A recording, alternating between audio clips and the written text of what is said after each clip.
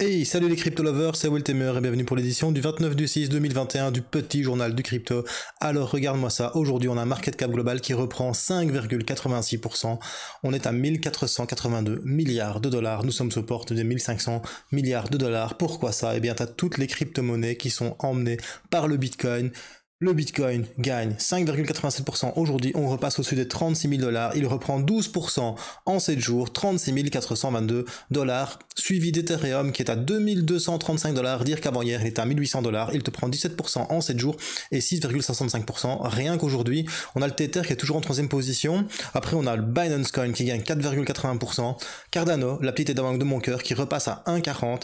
Il gagne 5,19%. Le Dogecoin qui compte aussi un petit pump de 38,82% en 7 jours et 4,61% en une journée à 0,26. Le petit Ripple de Jean-Pierre Riffard nous fait un petit 10,94%. L'USD Coin est en 8ème position.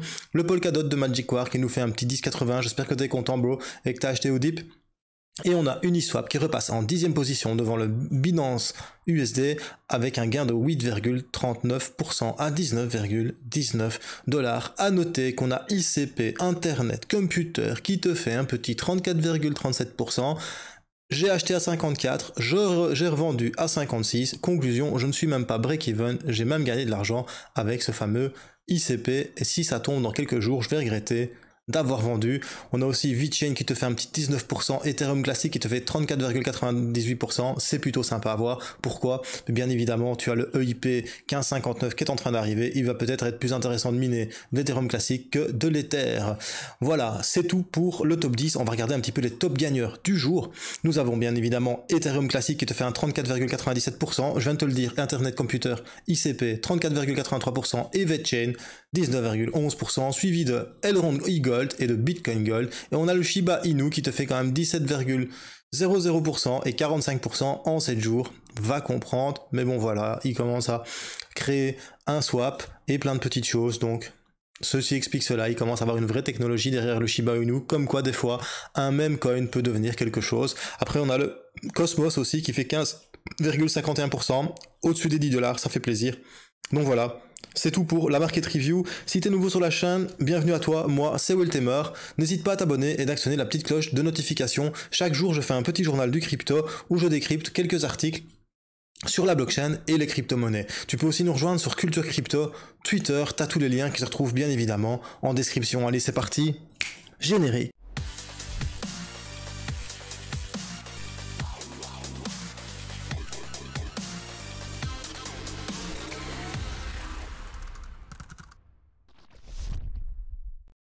Alors petite news sympa pour commencer, la star du football américain en NFL, Tom Brady, prend une participation dans l'échange crypto-monnaie FTX et il devient actionnaire et aussi ambassadeur de la marque de l'échange crypto FTX. Par la même occasion, sa femme, le mannequin et activiste très connu Gisele Bündchen, prend également une participation dans FTX. Alors leurs rôles respectifs seront différents. Le joueur de foot Brady sera chargé de présenter toutes les marques FTX à un nouveau public au travers de diverses initiatives, de la promotion, des pubs, des événements à mon avis, tandis que Madame Bündchen se concentrera elle sur l'aspect caritatif de l'opérateur. Autant avoir un mannequin brésilien connu pour faire du caritatif, ça passe toujours mieux quand il y a un beau sourire. Après ça, on va parler d'un projet qui s'appelle Fetch.ai qui propose des outils basés sur une intelligence artificielle pour lutter contre les pertes impermanentes dans les AMM et les DEX. Les AMM, qu'est-ce que c'est? Ce sont les fournisseurs de liquidités, les LP. C'est lorsque tu stacks en liquidité des crypto-monnaies, eh bien tu as toujours ce qu'on appelle des pertes impermanentes. Eh bien Fetch.ai va essayer, grâce à l'intelligence artificielle et l'automatisation intelligente, de potentiellement transformer l'expérience de bout en bout des applications DeFi que nous utilisions désormais tous les jours. Plutôt que de surveiller constamment l'évolution des prix et de devoir retirer manuellement les liquidités, eh bien Fetch.ai DeFi simplifie la tâche en rationalisant l'ensemble du processus pour les LP et en améliorant l'expérience actuelle des LP sur les DEX comme Uniswap et PancakeSwap. Ils ont créé un catalyseur pour l'adoption et l'utilisation des applications DeFi. En d'autres termes, ça se fera de manière automatique. Tu ne devras plus rester pour regarder l'API de ton rendement, à combien il est. Tiens, est-ce qu'il faut que je vende? Est-ce qu'il faut que je rachète? Il faut que je vende, il faut que je rachète et perdre plein de frais. Il te le fera automatiquement. Maintenant, voilà. J'espère que cette intelligence artificielle ne vendra pas et n'achètera pas à tout va, parce que tu risques de perdre un petit peu tes culottes si... Comment dire Là, c'est moi qui perds mes mots. S'il fait trop d'échanges de LP. Voilà. Après ça, on a une autre petite news qui est plutôt sympa. 21Shares va lancer un ETP Solana sur la bourse SIX Exchange le 30 juin. Donc SIX Exchange, c'est un échange, c'est une bourse, pardon, en Suisse. Les investisseurs institutionnels pourront obtenir une exposition au sol sur une bourse réglementée grâce à la société 21Shares ETP qui sera mis en ligne le 30 juin. Donc conclusion, le 30 juin, attention au cours du Solana. Est-ce qu'il va pumper? Est-ce qu'il va le dumpter? On verra bien. Mais je pense vraiment que c'est intéressant ce qui est en train de se passer là pour Solana, car la liquidité va rentrer pas forcément dans la blockchain Solana, mais dans l'ETP. Et l'ETP est un indicateur aussi par rapport à la crypto. Pourquoi? Parce que les institutionnels, en allant sur les ETP, ils vont montrer, tiens, nous, on parie à la hausse, on parie à la baisse. Et du coup, les traders qui tradent de la crypto-monnaie, ils vont certainement utiliser ça comme un indicateur pour shorter ou pour longer ou pour vendre ou pour acheter. Donc, c'est toujours intéressant qu'il y ait des ETP sur certaines crypto-monnaies, même si je ne suis pas pour, bien évidemment, je préférerais qu'on propose les crypto-monnaies directement à l'achat aux institutionnels pour faire monter le prix de manière exponentielle. Voilà. Après ça, il y a une grosse nouvelle. Ça concerne l'Allemagne qui ouvre les vannes à l'investissement Bitcoin. Jusqu'à 350 milliards d'euros peuvent commencer à enfin entrer sur le marché de la crypto-monnaie à partir de ce jeudi. C'est une loi qui a été adoptée le 1er janvier 2020, la loi sur la localisation des fonds. La Fondsstandortgesetz permet à 4000 fonds spéciaux existants, Special Funds, et aussi à de nouveaux fonds spéciaux d'investir jusqu'à 20% sur le Bitcoin et l'Ether. Auparavant, c'était strictement interdit pour ces fonds d'allouer un pourcentage aux cryptos. À partir de maintenant, plus de 1,87 milliard d'euros sous contrôle de ces fonds vont pouvoir être injectés dans les crypto-monnaies. Bien évidemment, cela ne fera pas du jour au lendemain, mais nous parlons du plus grand véhicule d'investissement qu'ils aient en Allemagne. Ces fonds constituent littéralement l'argent, carrément tout l'argent est là-dedans en Allemagne. Il y a vraiment un gros potentiel si en Allemagne les investisseurs de fonds prennent une participation en Bitcoin et en Ethereum. Qu'est-ce que cela veut dire? Alors un fonds, c'est un bouquet, c'est un panier d'actions avec un certain pourcentage représentant certains secteurs. Par exemple, tu peux avoir 30% sur le marchand, 20% sur le non marchand. Tu peux avoir 10% sur les biotechnologies, 10% sur tout ce qui est pétrolier. Tu peux avoir 10% sur ce qui est, je sais pas moi, commodities, 10% sur ce qui est métaux précieux, et maintenant ils peuvent aller jusque 20%. Donc constituer un fonds d'investissement avec une partie allant jusque 20% sur le Bitcoin et l'Ethereum. Ce qui signifie que pour créer ces fonds, ils vont devoir acheter de l'Ether et des Bitcoins, parce que ce sont des fonds d'investissement. Du coup, ces sociétés émettant les fonds doivent posséder les actifs sous-jacents qui seront le Bitcoin et l'Ethereum. Du coup, c'est assez bien. Et quand je vois ça qui se passe en Allemagne, je me frotte les mains, je me dis à quand pour le reste de l'Europe? Parce que si l'Allemagne fait ça, généralement, ce que l'Allemagne ou la France font en Europe, ben, ça fait tache d'huile pour le reste. Donc j'espère vraiment que ça pourra faire tache d'huile sur l'Europe et qu'on ait des fonds d'investissement en Belgique qui commencent à proposer aussi de l'exposition au Bitcoin et à l'Ethereum. J'espère que bientôt Templeton aussi va pouvoir proposer une exposition au fonds, et voilà, et que d'autres sociétés spécialisées dans les fonds d'investissement puissent proposer une exposition au Bitcoin, car toutes ces sociétés devront acheter les crypto-monnaies et les garder pour pouvoir émettre des fonds ayant du Bitcoin et l'Ethereum en pourcentage, pardon, dans ce type d'investissement. Voilà, c'est tout pour les petites news. Maintenant, on va passer à l'analyse technique du Bitcoin. Donc, tu vois que hier, je t'expliquais que nous étions dans un triangle haussier ici en bleu. Et je te disais, ce qui serait bien, c'est qu'on vienne le casser en daily. Mais j'avais dit, avant ça, faudrait vraiment qu'on arrive quand même à venir chercher les derniers plus hauts.